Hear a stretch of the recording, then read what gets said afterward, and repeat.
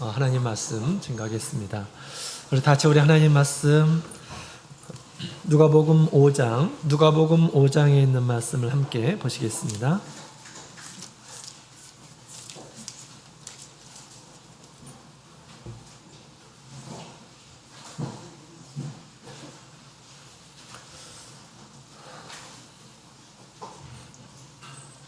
누가복음 5장 우리 찾으셨으면 함께 우리 한 구절씩 교독하시겠습니다. 우리 1절부터 우리 11절까지 있는 말씀 우리 찾으셨으면 한 구절씩 교독하시겠습니다.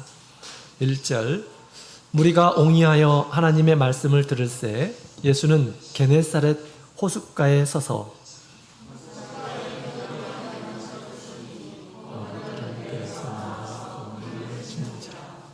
예수께서 한 배에 오르시니 그 배는 시몬의 배라. 육지에서 조금 뛰기를 청하시고 앉으사 배에서 무리를 가르치시더니 손을 드시고 시몬에게 이르시되 깊은 데로 가서 그물을 내려 고기를 잡으라. 시몬이 대답하여 가로되 선생이여 우리들이 밤이 맞도록 수고를 하였으되 얻은 것이 없지만은 말씀에 의지하여 내가 그물을 내리리다 하고 그리한즉 고기를 애운 것이 심히 많아 그물이 찢어지는지라. 이에 다른 배에 있는 동물을 손짓하여 와서 도와달라 하니 저희가 와서 두 배에 채움에 잠기게 되었더라. 시몬 베드로가 이를 보고 예수의 물어가되 주여 나를 떠나소서 나는 죄인이로소이다 하니 이는 자기와 및 함께 있는 모든 사람이 고기 잡힌 것을 인하여 놀라고 세베대의 아들로서 정의 동업자인 베드로와 요한도 놀랐습니다. 예수께서 시몬에게 가르치되 무서워 말라 이제후로는 내가 사람을 취하리라 하시니 저희가 배들을 육지에 대고 모든 것을 버려두고 예수를 쫓으니라. 아멘. 할렐루야. 반갑습니다. 오늘 하나님의 말씀을 따라서 믿음으로 하나님께 나와 우리 몸과 마음을 주님께 드리고 또 주님께 경배하기 위해 나오신 우리 모든 성도님들 통해서 우리 하나님께서 영광 받으시기를 원합니다. 하늘에는 하나님의 영광이, 땅에는 우리 하나님께서 사랑하시는 모든 성도들에게 은혜가 충만한 그런 안식일이 되기를 소망하며 주님께 바랍니다. 우리 개간지가 나왔습니다. 비처럼이라고 하는 개간지. 원래 개간지였는데 1년에 2차례 나오죠. 우리 비처럼 살아가고 있는 우리 성도들의 여러 가지 수기들이 기록되어 있는 그런 개간지입니다. 우리 뒤에 있으니까 한 가정 하나씩 이렇게 가져가셔서 많이 읽으시고요. 특히 이번에 수원에 우리 성도님들 가운데서 우리 글을 쓰신 분들이 좀 계시더라고요. 잘 보시고요. 또 전할 분이 있으면 좀 전해주셨으면 감사하겠습니다. 자, 이제 7월이 되었습니다. 7월이 되었다라는 것은 우리 2022년이 중반이 되었다라는 거죠. 이제 하반기가 시작된 그런 시점에 있습니다. 그래서 우리 내일은 우리 직분자 기도회가 있습니다. 그래서 우리 한 해를 이렇게 돌아보고 상반기를 돌아보고 또 반성해보고 하반기는 더 하나님 앞에서 좋은 모습으로 하나님께 일을 할 수 있도록 하나님께 기도하고 또 말씀을 듣고 하는 그런 시간으로 채우려고 합니다. 물론 우리 모든 성도들이 다 참여하고 싶으시면 참여할 수 있습니다. 왜? 모든 성도들이 하나님의 일꾼이니까, 그죠? 하나님의 은혜를 깨닫는 이런 사람들은 우리 하나님을 섬기고 싶은 그런 마음이 자연스럽게 드는 것입니다. 그러나 우리 특별히 우리 교회 안에서 또 우리 직임을 받은 이런 분들은, 직분을 받으신 분들은 꼭 동참하셔서 하나님께 은혜를 구하는 그런 하루가 되었으면 좋겠습니다. 우리 예수님께서는 일꾼들을 잘 관리하시는 그런 분이십니다. 오늘 본문에도 보면 우리 예수님께서 공생의 초반기에 제자들을 선택하셔서 일꾼을 관리하시는 그런 모습을 보게 됩니다. 우리도 일꾼 관리를 잘 해야 됩니다. 가정에서 일꾼이 누굴까요? 우리 어린 아이들이 가정의 일꾼이에요. 나중에는 우리 가정을 이끌어가고 또 가정을 세울 사람들이 다 우리의 자녀들입니다. 그죠? 이 자녀들을 어리다고 함부로 대하고 그래서는 가정이 바로 세워지지 않습니다. 그렇죠? 또 특히 우리 신앙 안에서 우리 가정을 세우신 분은 하나님이시라고 그랬죠. 우리 어린 아이 때부터 신앙의 가치를 바로 이렇게 세울 수 있는 그런 일들을 해야 하겠습니다. 이제 조금 있으면 우리 방학이죠. 우리 중학생, 고등학생들, 또 대학생들은 이미 방학을 했는데 방학 때는 더 우리 신앙생활에 조금 전념할 수 있도록 우리 지도해 주셨으면 좋겠습니다. 주님의 사랑과 또 성도들 간의 사랑의 교제를 나눌 수 있는 그런 시간들을 우리가 할애해서 우리 자녀들이 그렇게 우리 하나님 안에서 성장할 수 있도록 그렇게 배려해 주시면 감사하겠습니다. 이것이 또 교회를 세우는 것이고요, 또 가정을 세우는 그러한 일인 것이죠. 자, 오늘 우리 예수님께서 제자를 부르시는 그런 모습이 보여집니다. 예수님께서 나를 어떻게 부르셨는지 가만히 생각해 보면서 이 말씀을 함께 말씀을 나누었으면 좋겠습니다. 자, 오늘 학기는 우리 주님의 부르심에 늘 감사하면서 또 부르심에 합당한 삶을 사시며 우리 하나님께 영광을 돌리시는 저와 여러분이 다 되기를 원합니다. 자, 우리 지금까지 누가복음 1장부터 4장에 있는 말씀을 함께 배웠죠. 무엇을 얘기하고 있습니까? 두 가지가 내용이 있어요. 두 가지 내용이 있는데, 첫 번째로는 예수는 하나님께서 보내신 그리스도이시다라는 것을 가르쳐주고 있습니다. 구약의 말씀을 통해서 인용하고 있고요. 또 많은 이러한 사람들을 통해서 우리 예수님께서는 하나님께서 보내시는 그리스도이다, 세상을 구원할 구원자이시다, 구세주이시다라는 것을 드러내고 있습니다. 다시 말하면 이 세상에 참된 복음을 전하시려고 오신 분이시다라는 것을 얘기해 주고 있습니다. 그 다음에 두 번째로는 우리 예수님께서는 복음을 전하실 우리 하나님의 권세와 능력이 있으신 분이시다라는 것을 얘기해 주고 있습니다. 기쁜 소식을 전할 이런 사람은 뭔가 좋은 것을 가지고 있어야 되겠죠. 바로 우리 예수님께서는 복음을 전하는 이런 분으로서 모든 사람들에게 복음이 될 만한, 기쁨이 될 만한 모든 것을 가지신 하늘의 권세와 능력을 가지고 계신 분이시다라는 것을 우리가 지난 시간을 통해서 함께 말씀을 나누었습니다. 사람이 해결할 수 없는 그런 문제들을 우리 예수님께서는 말 한마디로 해결하시고, 슬픔이 가득한, 고통이 가득한 그런 인생 가운데서 우리 주님께서 그들에게 기쁨을 주시고 평안과 위로를 주시는 그런 분으로 계신다라는 것을 우리에게 얘기해 주고 있습니다. 자, 그리고 이제는 우리 예수님께서 이제 제자들을 부르시고 계시는 그런 모습을 보게 됩니다. 왜 그럴까요? 왜 제자를 부르셨을까요? 제자를 부르시고 있는 것일까요? 당신이 가지고 있는 권세와 능력을 주어서 그들로 하여금 우리 예수님께서 하신 그 천국의 복음의 일들을 하게 하시려고 예수님께서 제자를 세우시는 것을 보게 됩니다. 자, 이처럼 우리도 예수님을 믿고 따르는 이러한 사람이죠. 그래서 우리는 예수를 믿는 이러한 사람이 될 뿐만 아니라 나중에 예수님의 복음을 똑같이 전하는 이러한 사람으로 우리가 성장을 해야 되겠죠. 자, 그래서 오늘 말씀을 통해서 우리 예수님께서 이제 제자들을 세우시는데 예수님께서는 어떤 사람을 제자 삼으시는가라는 것을 오늘 이 시간 같이 살펴보기를 원합니다. 수많은 사람들이 예수를 믿지만 모든 사람들을 예수님께서 다 이렇게 제자를 선택한 것은 아닙니다. 그죠? 예수님 보시기에 제자에 합당한 이런 사람들이 있어요. 물론 우리가 믿음 생활 하는 가운데 그런 삶을 살아가도록 우리 주님께서는 우리를 이끌어 가고 있습니다. 우리 예수님 앞에서 제자다운 이라는 사람이 어떤 사람인가, 또 어떤 사람들을 주님께서 쓰시는가, 이 질문을 따라서 오늘 말씀을 함께 배우는 그런 시간을 갖도록 하겠습니다. 우리 1절부터 3절까지 있는 말씀을 다시 한번 읽어볼까요? 누가복음 5장 1절부터 3절까지 있는 말씀 같이 읽겠습니다. 시작. 무리가 옹이하여 하나님의 말씀을 들을새 예수는 게네사렛 호숫가에 서서 호숫가에 두 배가 있는 것을 보시니 어부들은 배에서 나와서 그물을 씻는지라. 예수께서 한 배에 오르시니 그 배는 시몬의 배라. 육지에서 조금 띄우기를 청하시고 앉으사 배에서 무리를 가르치시더니. 아멘.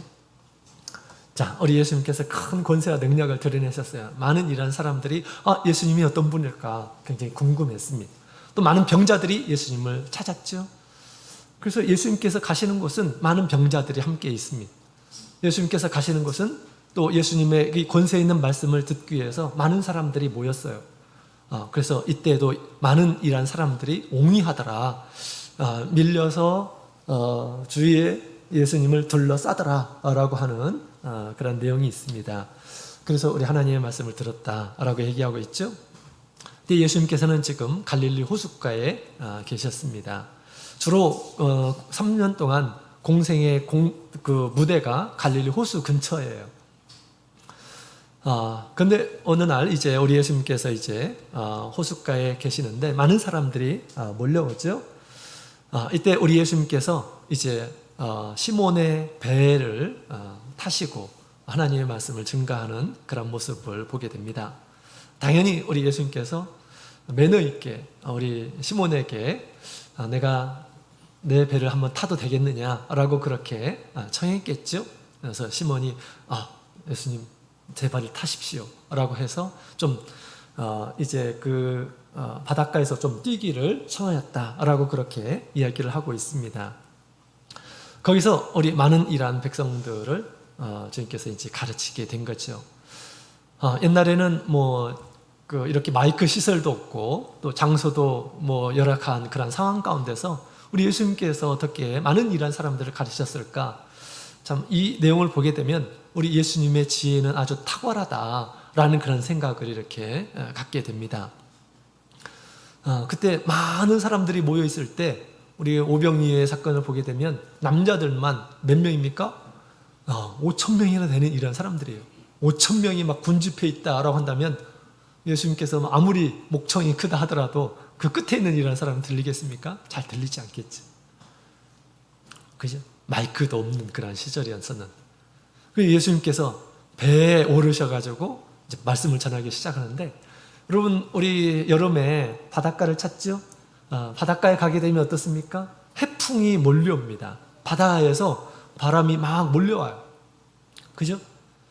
그래서 예수님께서 바다에서 배를 타고 말씀하실 때 바람이 곧 마이크 역할을 하는 것입니다. 많은 사람들이 이렇게 모여있을 때 예수님께서 앞에서 딱 얘기하면 바람을 타고 많은 사람들에게 전파되겠죠?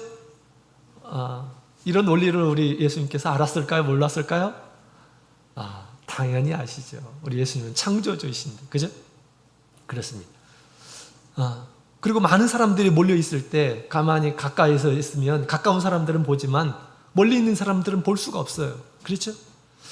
이때 예수님께서 배를 타고 가셨기 때문에 많은 사람들이 바닷가에서 다 이렇게 앉아가지고 예수님의 말씀을 경청할 수가 있게 되었던 것입니다. 참 지혜로우시죠? 참 우리 예수님께서는 지혜롭게 우리 말씀을 가르치셨습니다. 자, 우리 예수님께서 배를 타고 말씀을 가르치셨는데 특별히 이 배를 타신 그런 더 중요한 목적이 있었습니다. 그것이 뭐냐? 이 제자를 부르시기 위해서 우리 예수님께서는 그 시몬의 배를 타셨습니다. 시몬은 베드로였죠. 나중에 베드로, 예수님께서 반석이라고 하는 그런 이름의 베드로를 예수님께서 붙여주었습니다. 우리 예수님께서는 이제 이 베드로를 나중에 선택을 하시죠.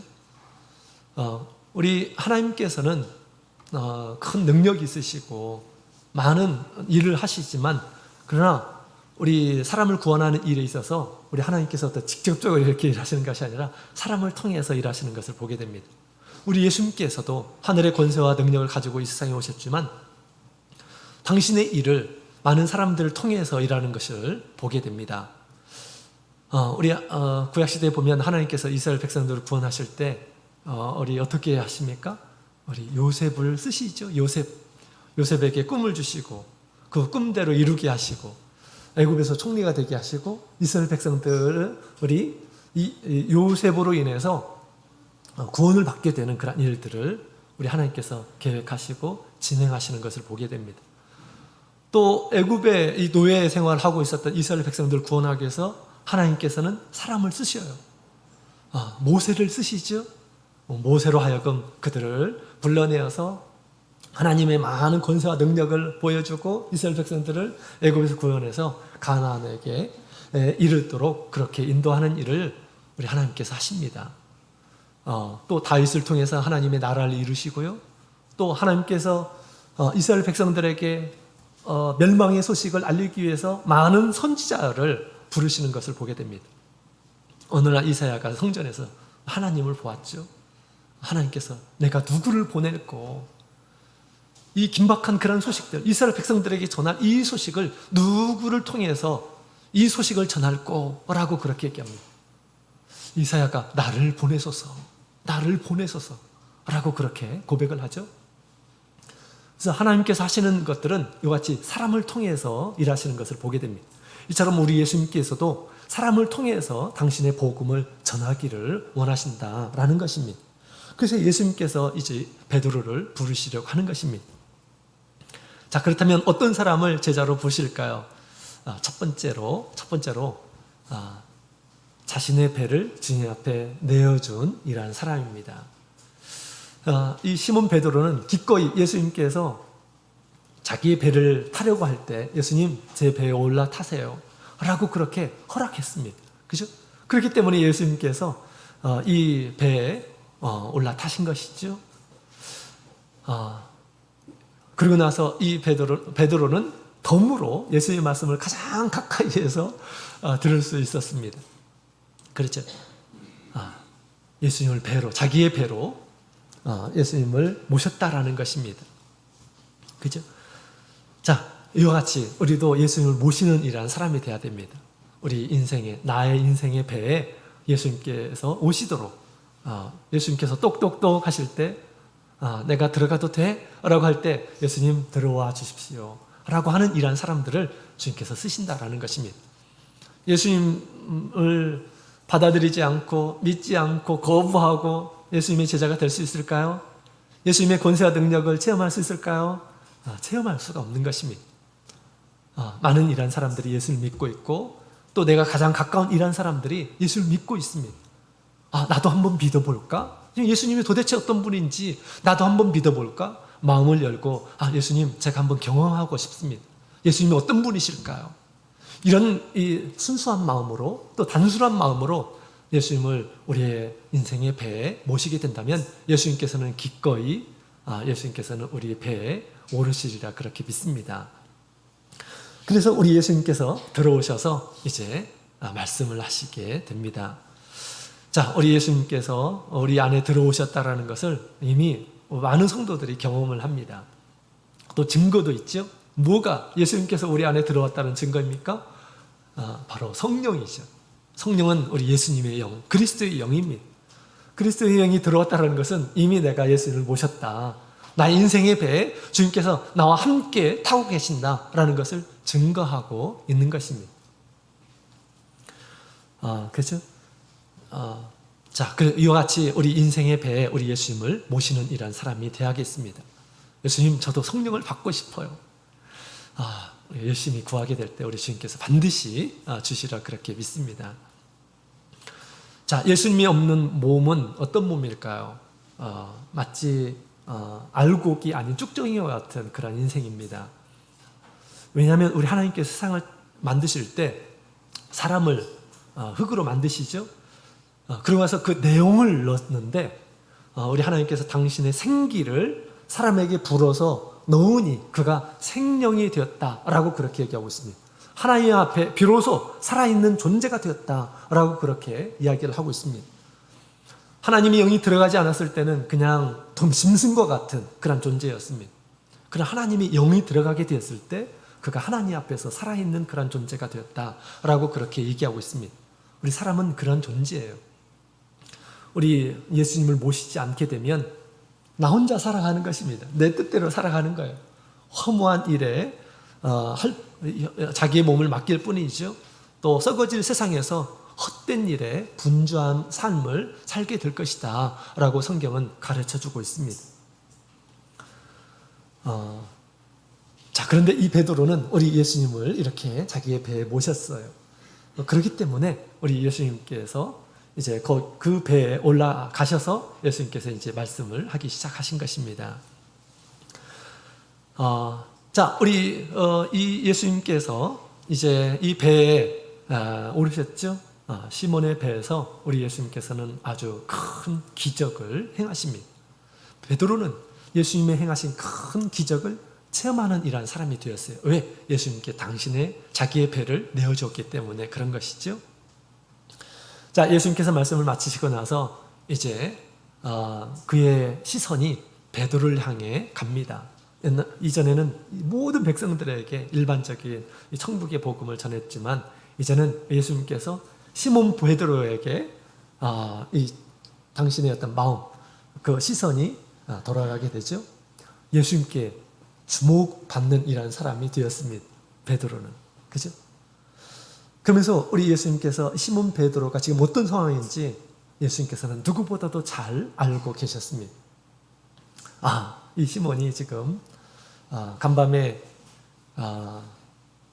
이 어부잖아요. 그죠? 고기 잡는 일을 했는데 한 마리도 잡지를 못했습니다. 고기 잡는 것이 쉽지 않습니다. 그래서 바닷가에서 이렇게 고기 잡는 이런 분들을 보게 되면 다 막 근육이 엄청나죠? 힘이 필요로 합니다. 근데 열심히 일을 했는데 아무것도 잡지 못했으니 얼마나 좀 낙심이 되겠습니까? 예수님께서는 시몬 베드로의 상황을 이미 잘 알고 계셨습니다. 그를 측연히 여기시고 우리 예수님께서는 이렇게 말씀을 하십니다. 자, 갑자기 예수님께서 5장 4절에 이렇게 말씀하시죠. 5장 4절에 있는 말씀을 같이 읽겠습니다. 시작. 말씀을 마치시고 시몬에게 이르시되 깊은 데로 가서 그물을 내려 고기를 잡으라. 아멘. 시몬이 뭐라고 얘기도 안 했는데 우리 예수님께서는 시몬에게 주동적으로 지금 이 말씀을 하고 계시는 것입니다. 간밤에 허탕친 것 말하지 않아도 예수님께서는 다 잘 알고 계셨죠. 또 예수님께서는 참 매너가 있으신 그런 분이십니다. 베드로가 우리 예수님께 배를 빌려줬잖아요.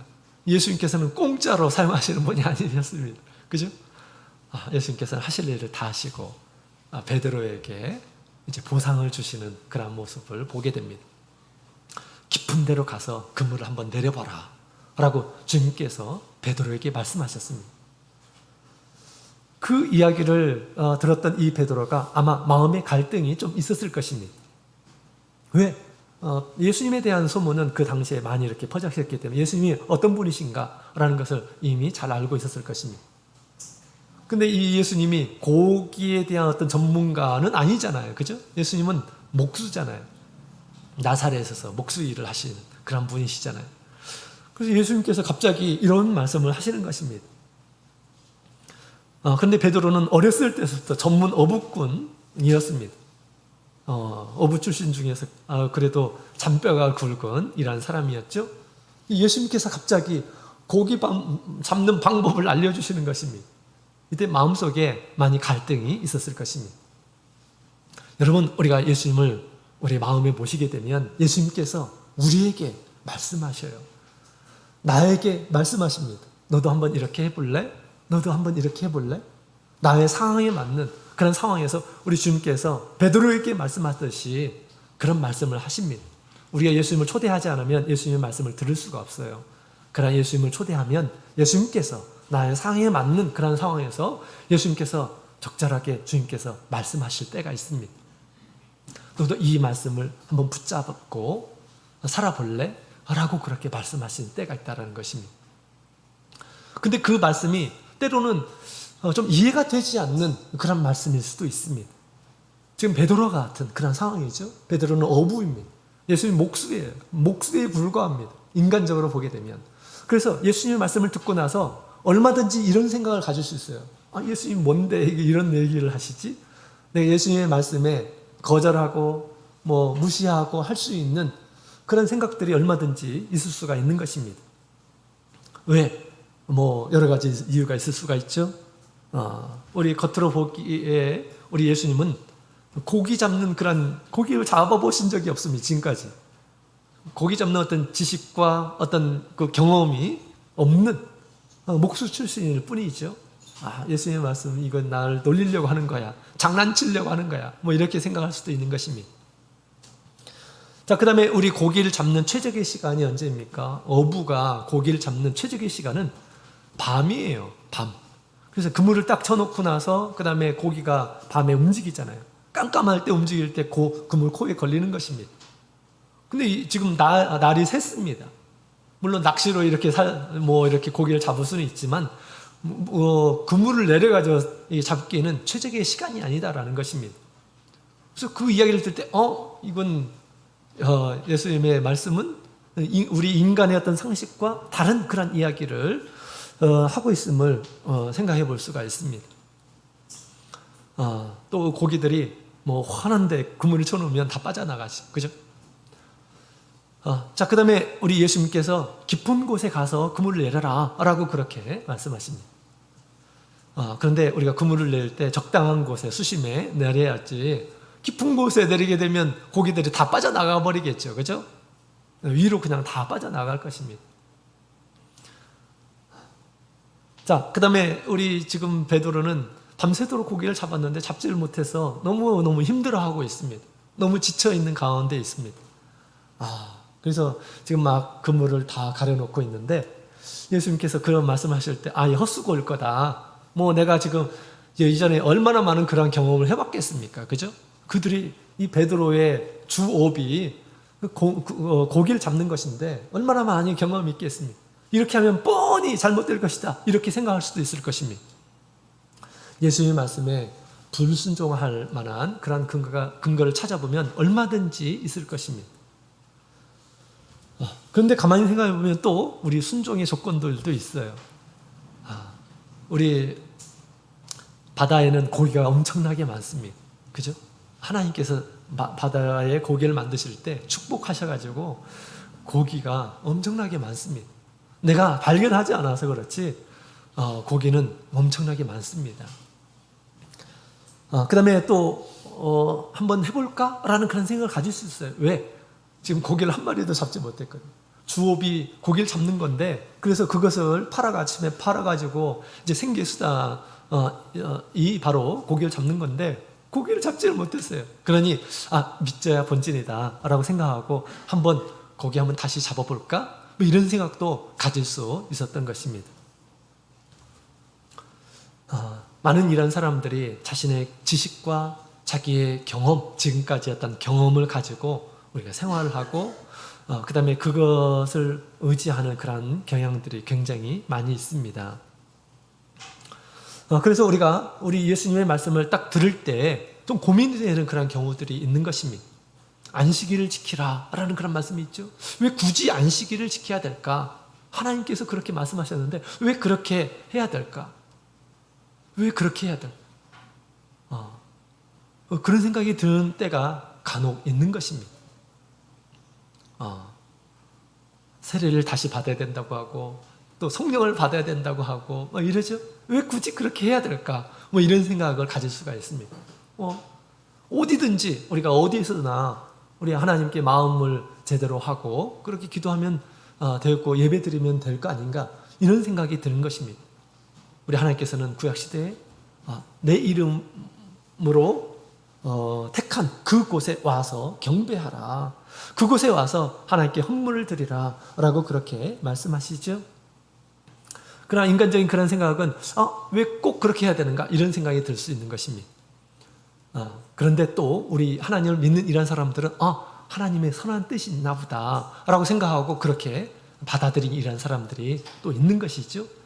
그렇게 받아들인 이런 사람들은 받아들인 사람과 받아들이지 않는 이런 사람들의 어떤 차이점이 있을까요? 그 차이점이 뭐가 있을까요? 그 차이점은 아주 분명하게 있죠. 이 시몬은 결단을 합니다. 시몬이 결단을 해요. 어떻게 결단합니까? 우리 5절에 있는 말씀을 같이 읽어보도록 하겠습니다. 5절 같이 읽겠습니다. 시작. 시몬이 대답하여 가로되 선생이여, 우리들이 밥이 맞도록 수고를 하였으되 얻은 것이 없지만은 말씀에 의지하여 내가 그물을 내리리이다 하고, 아멘. 시몬이 이렇게 결심하고 얘기하는 것을 보게 됩니다. 내가 말씀을 의지해서 그물을 내리리이다 라고 그렇게 얘기를 하죠. 이것은 자기의 경험, 자기의 지식을 포기하는 그런 결단인 것입니다. 자기를 비우고 전적으로 맡기고 순종하려고 하는 그런 모습을 보여주고 있습니다. 여러분, 우리 예수님의 제자들은 바로 이런 사람들이 합당합니다. 주님이 말씀하신 것이라고 한다면 내가 한번 그렇게 해봐야겠다. 왜? 성경에는 예수님은 바로 창조주이시고 우리를 구원하실 분으로 오셨고 또 세상에 있는 모든 권세와 능력을 가지신 그런 분이기 때문에 내가 알지 못하는 그런 지혜를 가지신 분이시다. 내가 할 수 없는 그런 권세를 가지신 분이시기 때문에 뭔가 우리 예수님께서는 하실 수 있는 그런 능력 있고 또 지혜가 있으신 분이다 라고 그렇게 생각할 수 있는 것이죠. 그래서 베드로가 그전까지 예수님께서 하신 많은 기적들을 들었겠죠. 그죠? 예수님에 대한 소문을 들었겠죠. 그래서 나도 한번 해봐야겠다 라고 그렇게 생각을 하게 된 것입니다. 자, 이런 이 순종의 훈련을 잘 하는 이런 사람들이 나중에는 제자들이 됩니다. 예수님의 제자들이 돼요. 왜? 그 예수님의 말씀을 순종하면 어떤 일이 벌어집니까? 엄청난 일들이 벌어지기 때문에 그런 것이에요. 자, 이제 큰 기적이 일어난 것을 보게 됩니다. 자, 6절부터 7절. 6절부터 7절까지 있는 말씀을 함께 읽어보겠습니다. 시작.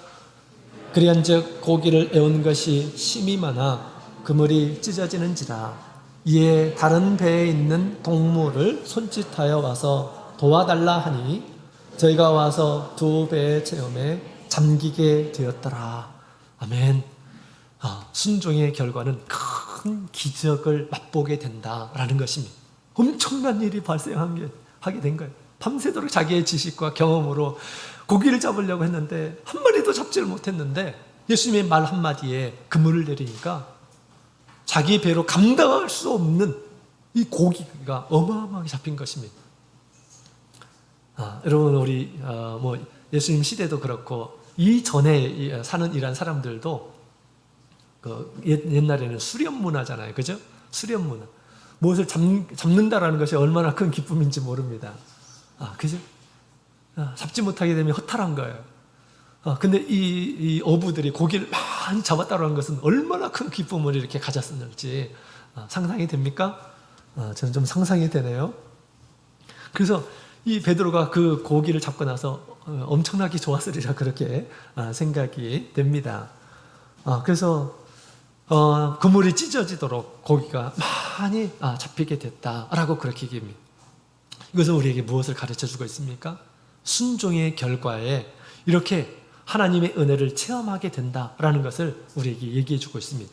주님께서 무슨 말씀을 하시든지 그 말씀을 따르게 되면, 믿음으로 따르게 되면 그 주님의 말씀에 큰 은혜를, 큰 능력을 체험한다라는 것을 우리에게 가르쳐주고 있는 것입니다. 우리 예수님께서는 병만 고친 것이 아니에요. 그죠? 병만 고친 것이 아니에요. 그 사람의 어떤 상황 가운데에서 우리 예수님께서 그 심령의 어떤 그 어려움을 아시고 그것들을 해결해 주십니다. 그것이 우리 기쁜 소식이 되는 것이죠. 물론 우리가 병든 이런 사람들은 병을 고침을 받아야지 되는 거죠. 예수님께서 당시 의료시설이 미미했던 그런 상황 가운데서 예수님께서 많은 병자들을 고쳐주셨습니다. 병자들만 고친 것이 아니라 어부들에게는 이와 같이 고기도 많이 잡게 해주는 것을 보게 됩니다. 옛날에 우리 그 대만의 동부에 계신 우리 많은 성도님들, 우리 참여수교 성도님들이 동부에 굉장히 많죠. 가보신 적이 있는지 모르겠는데 동부에 어부들이 굉장히 많습니다. 우리 성도님들이. 근데 한 해는 이 고기를 양식하는데 한 해는 고기가 이렇게 이제 잘 자라지를 않고 또 막 이렇게 이제 날씨가 더워지고 뭐 그러게 되면 또 고기가 죽기도 하고 그렇잖아요. 그래서 한 번은 고기가 잘 자라다가 자라지를 못하고 제대로 수확할 수 없는 그런 상태가 이렇게 되었습니다. 다른 때는 잘 됐는데. 그래서 우리 이 성도님이 한 번은 우리 하나님께, 하나님, 저희 이거 고기 팔아가지고 자녀들 가르치고 해야 되는데, 하나님, 저희 고기가 올해는 많이 수확이 좋지 않습니다. 하나님 도와주십시오. 막 이렇게 하나님 앞에 계속 하나님께 와서 기도를 했다고 합니다. 그런데 어떤 일이 벌어졌냐? 얼마 안 있어가지고 태풍이 이렇게 불었다라는 거예요. 태풍이 불어가지고 이제 그 어장이 있는 쪽으로 태풍이 쭉 불었다라는 것입니다. 그런데 어떤 일이 벌어졌냐면 그 태풍 후에 자기 어장을 이렇게 가서 봤더니 고기들이 엄청나게 몰려와 있다는 것입니다. 자기 어장에. 어떻게 해서 이렇게 되었을까요? 태풍이 몰려오면서 다른 어장에 있는 그런 고기들이 자기 어장으로 만들어왔다는 거예요. 근데 그걸 어떻게 분간할 수가 있습니까? 그죠? 분간할 수가 없어요. 그리고 그 옆에가 태평양이잖아요. 태평양에 있었던 그런 고기들이 막 들어와가지고 자기 어장에 가득 채워지게 되었다는 것입니다. 하나님은 이런 일들도 할 수 있는 분이십니다. 하나님의 권세와 능력은 어떤 분야에서 국한되어 있는 것이 아니에요. 우리 하나님을 찾고 또 하나님께 구하는 이러한 사람들에게 우리 하나님께서는 이와 같은 놀라운 일들을 보여주신다라는 것을 알 수가 있습니다. 특히 우리 말씀에 순종하는 이러한 사람들은 이와 같은 기적을 체험하게 됩니다. 야고보서 1장 6절에 있는 말씀을 함께 볼까요? 야고보서 1장 6절.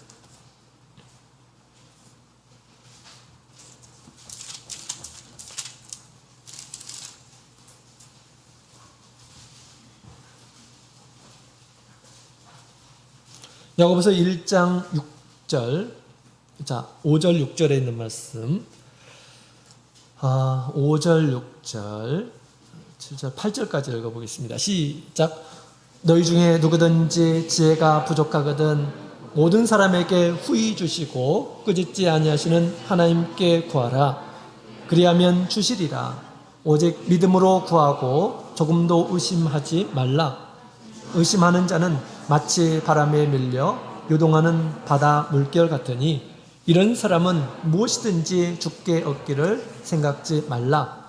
두 마음을 품어 모든 일에 정함이 없는 자로다. 아멘. 우리 하나님께 귀한 것을 받는 이란 사람들은 누구냐? 믿음으로 간구하는 자다라고 그렇게 얘기합니다.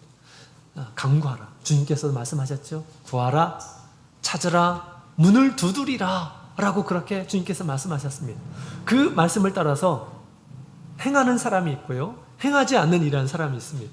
행하지 않는 이란 사람들은 자기의 어떤 생각과 지식, 이것을 더 귀하게 생각하는 이란 사람입니다. 더 중요하게 생각하는, 이런 상황에서 기도가 무슨 필요가 있어, 이렇게 생각하는 이란 사람이 있는 것입니다.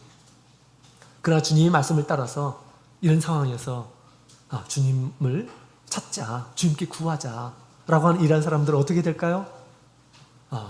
우리 하나님께서 응답을 하시는 것을 우리가 경험을 하게 되는 것입니다. 여러분, 우리가 천국에 들어가는 것도 순종이 필요합니다. 우리 예수님의 말씀에 순종하는 것이 필요해요. 순종하지 않는 이란 사람들은 천국에 들어갈 수가 없습니다. 예수님께서 우리의 죄를 위해서 십자가에서 피를 흘리셨죠. 오늘날 세례를 통해서 예수 그리스도의 보혈이 역사합니다. 그런데 그것을 순종하지 않으면 그런 은혜를 얻을 수가 없습니다. 무슨 이 피가 물이, 세례를 받는 그런 물이 무슨 피가 된다고 하느냐라고 믿지 않고 순종하지 않으면 절대 우리 천국에 들어갈 수가 없는 것이죠. 하나님의 나라에 들어갈 수 없습니다. 우리 예수님께서 말씀하셨기 때문에 예수님께서 믿고 세례를 받는 자는 구원을 얻는다라고 그렇게 얘기했죠. 또 그 전에 우리 나아만을 통해서 순종을 통해서 물에 가가지고 7번 씻으니까 문둥병이 낫는 그런 놀라운 일이 벌어졌습니다. 이건 이성적으로, 과학적으로 증명할 수 있는 것이 아니에요. 그죠? 더한 것도 우리 예수님께서 시키면 그렇게 해야 되는데, 그렇게 하면 주님께서 모든 죄를 씻어주시겠다라고 그렇게 말씀하시는데 얼마나 감사합니까? 그죠? 믿고 순종하는 가운데 죄사함을 얻게 되는 것이고 천국의 자녀가 되는 것입니다. 우리가 천국에 들어가는 것도 이와 같은 순종이 필요한 것이죠. 베드로가 예수님의 말씀에 순종하니까 엄청난 일을 이렇게 경험을 하게 됩니다. 우리도 이런 경험들을 우리가 자주 해야 되겠죠. 예수님의 말씀에 순종하는 이런 사람이 되합니다.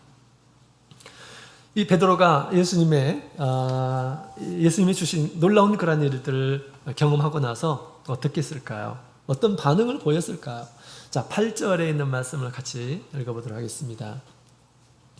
자, 8절부터 우리 8절 같이 얘기해 보겠습니다. 시작. 시몬 베드로가 이를 보고 예수의 무릎 아래 엎드려 가로되 주여 나를 떠나소서 나는 죄인이로소이다. 아멘. 자, 갑자기 시몬 베드로가 예수님의 무릎 아래 딱 엎드렸어요. 당시 예수님이 나이가 많았을까요? 아니면 베드로가 더 많았을까요? 자, 이 베드로가 예수님 앞에 무릎을 딱 꿇고 엎드렸습니다. 왜 그런 것일까요? 도대체 왜 그런 걸까? 그러면서 주여라고 그렇게 얘기합니다. 내가 듣기만 했었던 예수님에 대해서 이제 이 베드로가 예수님을 경험하게 된 거예요. 예수님 안에 있는 그런 지혜와 능력을 경험하게 된 것입니다. 그래서 예수님을 이제 경배의 대상으로 생각을 하는 그런 모습을 보게 됩니다. 예수님께 절하는 그런 모습을 보여주었어요. 엎드리는 그런 모습을 보여준 것입니다. 왜 그럴까요? 잡힌 물고기로 인해서 엄청나게 놀랬다라는 것을 우리에게 얘기해주고 있습니다. 주님께서 주시는 그런 권세와 능력을 체험하게 되면 이런 놀라움이 있는 것입니다. 놀라움이 없을 수가 없습니다. 예수님께서 주시는 큰 능력을 우리가 체험하게 될 때 개인적으로 우리 하나님을 의식을 하게 됩니다. 의식을 하게 돼요. 물론 우리 하나님을 딱 만날 때도 그런 이제 우리가 내 영혼이 하나님을 딱 반응할 때도 그렇지만 예수님께서 주신 큰 능력을 이렇게 체험하게 될 때 우리가 마음속으로 자연스럽게 그렇게 우리 느껴지는 것이죠. 우리 주님의 큰 권세와 능력이 느껴지는 것입니다. 자, 그래서 그에게 엎드려서 우리 예수님께 엎드리는 그런 모습을 보여주죠. 엎드린다라는 것은 어떻게 보면 참 인간적으로 부끄럽고 수치스러운 그런 일입니다. 그러나 자발적으로 예수님의 큰 권세와 능력을 체험하면서 이제 경배의 단계에 이르는 그런 모습을 보게 됩니다. 그러면서 또 한 가지 나약하고 비천한 자기 자신의 어떤 죄성을 발견하고 예수님 앞에 인정하는 그런 모습을 보게 됩니다. 예수님께서 우리 베드로에게 죄를 지적하시거나 죄를 나타내시거나 그런 적이 없어요. 그러나 이 베드로가 예수님 앞에 나는 죄인으로서입니다. 죄인으로서이다. 라고 그렇게 자기의 죄를 예수님 앞에 고백하는 그런 모습을 보게 됩니다. 나를 떠나소서. 나는 예수님 앞에 합당한 일한 사람이 아닙니다. 라고 그렇게 얘기합니다. 거룩한 하나님을 우리가 경험하게 되면 반대로 상대적으로 자신이 얼마나 부족한 존재인지 자신이 얼마나 나약한 그런 존재인지 이것을 깨닫게 된다라는 것입니다. 하나님을 만나게 되면 그 하나님의 거룩함 안에서 우리 하나님을 만나게 될 텐데 그럴 때 자기가 보여진다라는 것이에요. 하나님을 만날 때는 자기가 보이지 않아요. 그러나 하나님 안에 있을 때는 자기 자신이 얼마나 무력한 존재인지를 깨닫게 되는 것입니다. 마치 이사야가 성전에서 하나님을 만났죠. 하나님을 만나고 나서 자기의 모습이 보였습니다. 자기 입이 얼마나 부정한지, 자신이 얼마나 하나님 앞에서 부정한 일한 사람인지 그것을 깨닫게 되죠. 그러나 우리 하나님께서 그의 숯불을 그 입에 대어서 그걸 정결하게 하시면서 하나님의 일꾼으로 세워주시는 것을 보게 됩니다. 이처럼 우리 하나님을 우리가 경험을 하게 되면 자기가 어떤 존재인지를 깨닫게 돼요. 이럴 때 우리 예수님께서 이제 그를 부르시는 장면이 나옵니다. 이제 직접적으로 예수님께서 그를 부르셔요. 그를 부르십니다. 나 같은 이런 사람을 주님께서 부르시다니 이런 생각이 들 수 있는 것이죠. 우리 10절에 있는 말씀을 함께 읽어보도록 하겠습니다. 10절, 11절 시작. 세베대의 아들로서 시몬의 동업자인 말씀입니다. 예수께서 시몬에게 일러 가라사대 무서워 말라 이제 후로는 내가 사람을 취하리라 하시니 저희가 배들을 육지에 대고 모든 것을 버려두고 예수를 쫓으니라. 아멘. 예수님께서 안심하라, 무서워하지 말라. 자기의 죄를 딱 이렇게 보면서 아마 벌벌 떨지 않았을까 이런 생각이 듭니다. 예수님은 어떤 분입니까? 자기의 죄를 심판하시는 심판주예요. 그죠? 그 심판주 앞에서 아마 떨었으리라 생각이 됩니다. 예수님을 진정으로 만나는 이러한 사람들은 예수님을 두려워할 줄 아는 이러한 사람입니다. 예수님을 두려워할 줄 아는, 경외하는 그런 마음을 하나님께서는 주시는 것이죠. 그 경외하는 마음으로 주님을 따르도록 그렇게 해주시는 것입니다. 예수님께서는 두려워하지 말라, 무서워하지 말라라고 그렇게 얘기했습니다. 그리고 나서 이제 후로는 내가 사람을 취하리라 라고 그렇게 말씀하셨습니다. 이전에는 고기만 잡았던 이 베드로에게 이제는 사람을 취하는 자가 될 것이다 라고 말씀하셨어요. 예수님께서 이 베드로를 부르신 그 이유에 대해서 얘기하고 있죠. 예수님께서 이 세상에 와서 사람을 취하려고 오시는 것입니다. 사람을 구원해내시려고 오시는 것이 마귀의 그 권세 아래서 하나님의 자녀가 되도록, 그래서 천국의 이제 주인공들이 되게 하시려고 우리 예수님께서 이 세상에 오신 것입니다. 그 일들을 우리 예수님께서 이제 베드로에게 주시려고 하는 것을 보게 됩니다. 그런 목적으로 베드로를 구원하시고자 하신다라는 것을 우리에게 얘기해 주고 있습니다. 예수님의 권세와 능력을 체험하는 이러한 사람들은 주님께서 이제 우리를 깨끗하게 하시고 그들로 하여금 예수님께서 당신의 권세와 능력을 맛보게 하시고 또 많은 이러한 사람들에게 예수님의 권세와 능력을 보이도록 하는 것이 우리 주님께서 사람을 택하시는 그런 이유임을 우리에게 가르쳐주고 있는 것입니다. 실로 우리 예수님께서는 다양한 상황 가운데서 우리 제자들을 부르시는 것입니다. 다양한 환경 가운데서 주님께서 우리를 부르셔서 당신의 일꾼들로 세우시는 것을 보게 됩니다. 어부에게는 고기 잡는 것으로, 떡이 필요한 이러한 사람들은 떡을 공급해 주는 것으로, 그죠? 한 어떤 우리 자매님께서 이제 간증을 하는 것을 이렇게 제가 들었는데요. 이분이 본래 이제 믿지 않았을 때는 굉장히 노래를 좋아하시는 분이고 유행가를 좋아하시는 분이었다고 합니다. 이분이 이제 전도를 받아가지고 이제 저희 교회에 믿음 생활을 하기 시작했어요. 이제 시작하시고 어느 정도 이제 믿음의 세계를 경험하신 그 성도님이신데, 한 번은 이제 우리 친척이 결혼식이 있어가지고 지방에서 결혼식이 있어서 친척들과 함께 이제 그 관광차를 타고 갔다가 그냥 오는 길이었다고 합니다. 근데 이제 그 친척들이 이제 믿는 이란 사람들이 아니기 때문에 올 때 막 이제 노래를 부르면서 오자고 막 이렇게 했다라는 거예요. 그래서 사람들이 막 이제 노래를 부르기 시작했습니다. 유행가를 막 부르기 시작했습니다. 그래서 막 이제 부르는데 이제 한 사람씩 부르기 시작하다가 우리 자매님께도 마이크를 주어서 노래를 부르라고 그렇게 했다라는 거예요. 근데 이제 여기에서 당신은 막 찬송가를 부르고 싶었대요. 근데 듣는 이란 사람들, 다 믿지 않는 이란 사람들이기 때문에 찬송가 부르면 좀 부적절하겠다 이런 생각이 들었다는 것입니다.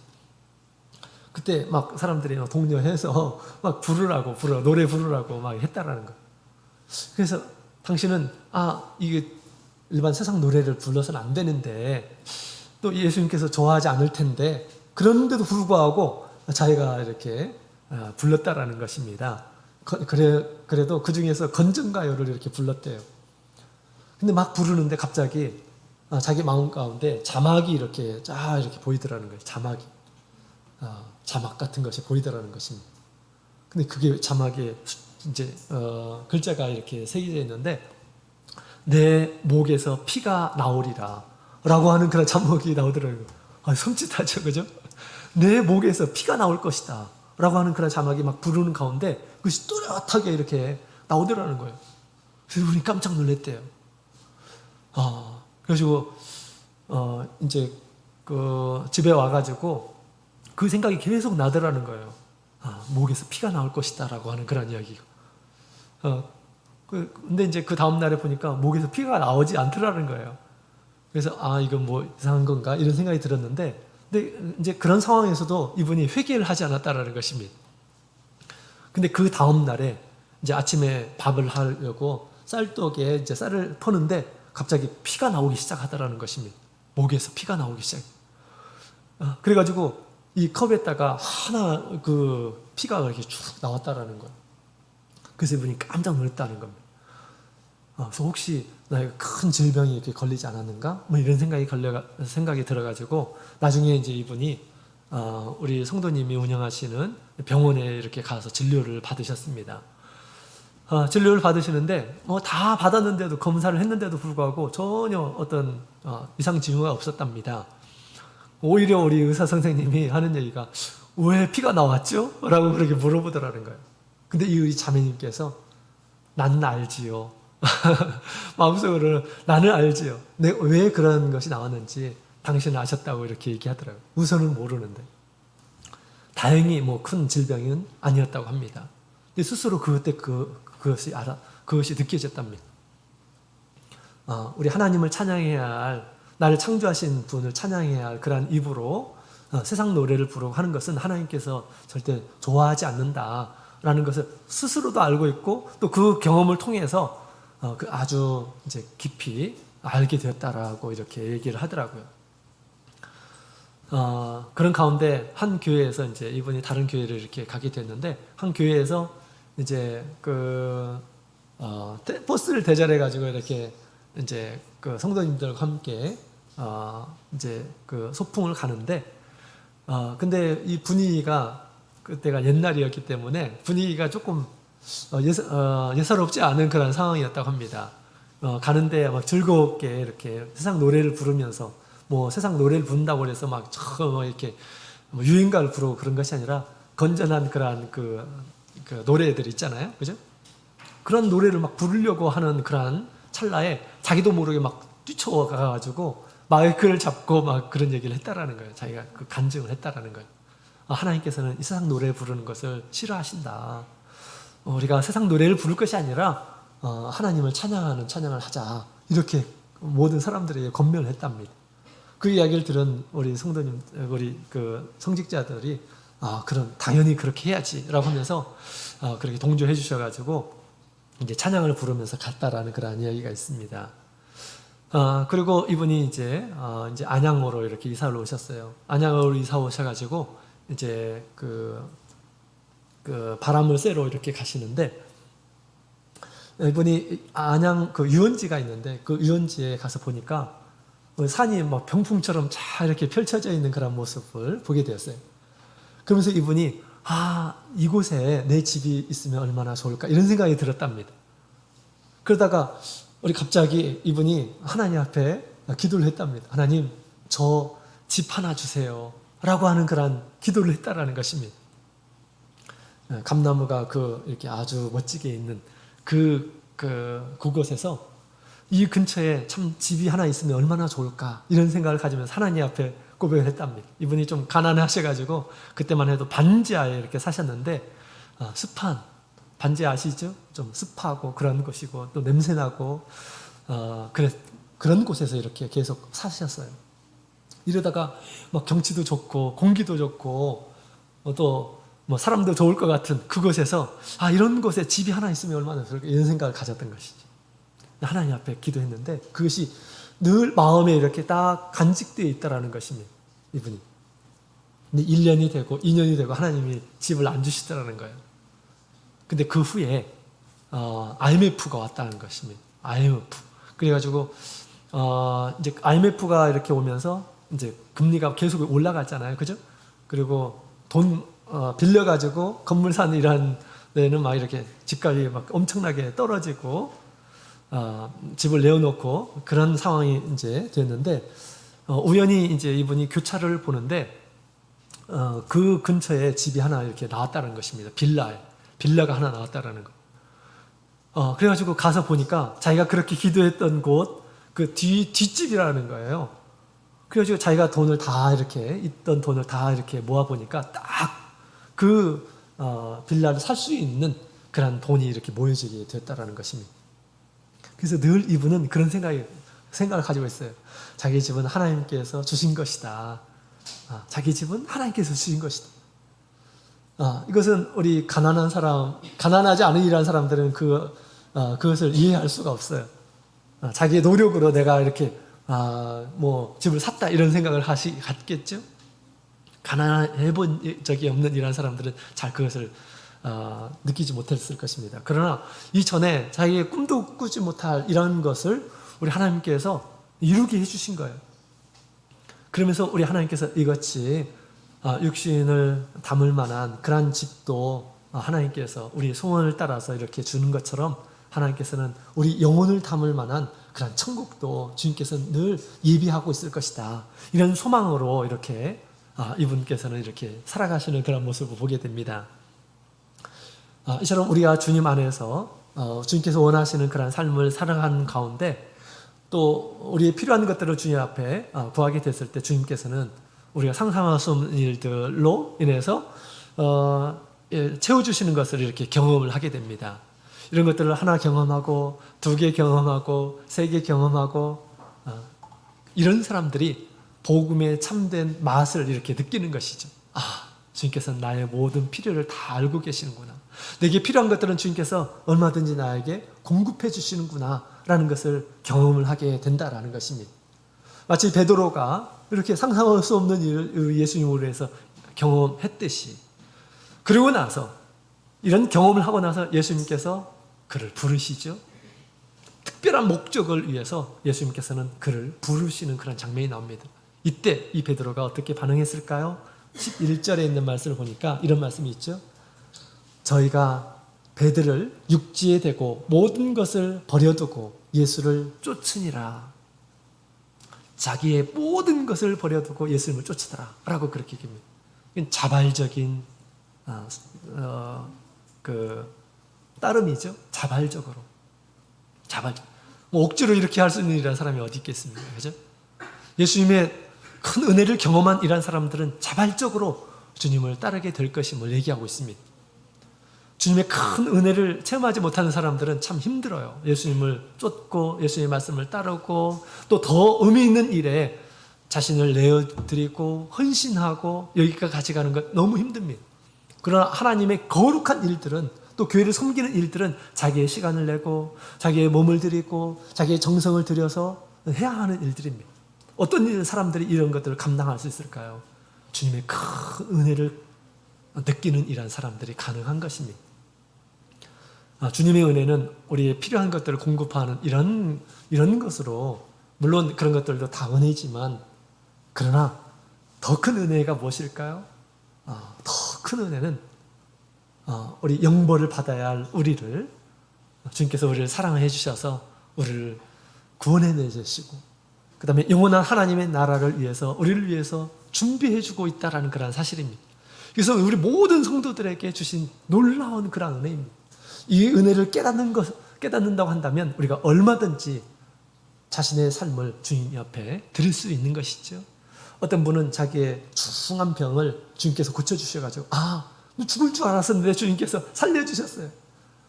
앞으로 나의 삶은 주님의 것이다 라고 하면서 자기의 모든 삶을 주님 앞에 드리는 이란 사람이 있어요. 자기의 소유까지, 자기의 모든 것을 주님 앞에 드려서 나는 주님께서 살려준 이란 사람이고 나는 이제 앞으로 거저자 사는 사람이고 나는 주님 앞에 이제 청직이다 라고 생각하면서 자기의 모든 삶으로 주님 앞에 헌신하는 이란 사람들이 있습니다. 이란 섬김이야말로 진정한 섬김이다, 진정한 헌신이다 라고 그렇게 말을 할 수가 있겠습니다. 주님께서 이러한 제자들을 부르고 계시는 것입니다.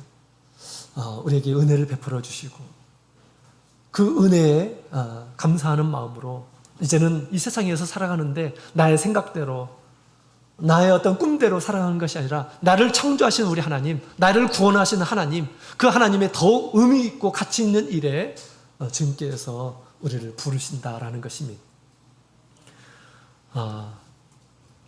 이런 은혜를 우리가 체험하면서 우리가 살아야겠죠? 그러기 위해서 더 중요한 것이 뭘까요? 나의 인생의 배에 주님을 모시는 것입니다. 나의 인생의 배에 주님을 모시는 것. 나를 만드신 주님, 나를 구원하실 주님, 나를 심판하시고 나를 천국으로 이끄실 주님, 내 영혼이 내가 죽으면 가게 될 주님의 품, 그 주님을 우리가 먼저 경험하는 것이겠죠. 그러기 위해서 우리가 주님을 모셔야 합니다. 또 주님께서 말씀하실 때 주님의 선하신 뜻에 과감하게 믿음으로 결단하는 이러한 사람들, 주님께서 당신의 놀라운 그런 은혜들을 우리에게 주실 것입니다. 내가 상상할 수 없는 일들을 경험하게 될 것입니다. 이런 사람들이 복음을 경험하는 이러한 사람들입니다. 복음을 경험하는 이러한 사람들은 자기의 모든 것을 다 드릴 수가 있어요. 이런 데까지 가시는 우리 모든 성도님들이 되었으면 좋겠습니다. 그리고 주님께서 영혼을 구원하는 일들을 위해서 하신 것처럼 하나님께서 우리에게 권세와 능력을 더하셔서 이제 사람을 살리는 일에 쓰임 받으시는 우리 모든 성도님들이 다 되시기를 예수님의 이름으로 축원합니다.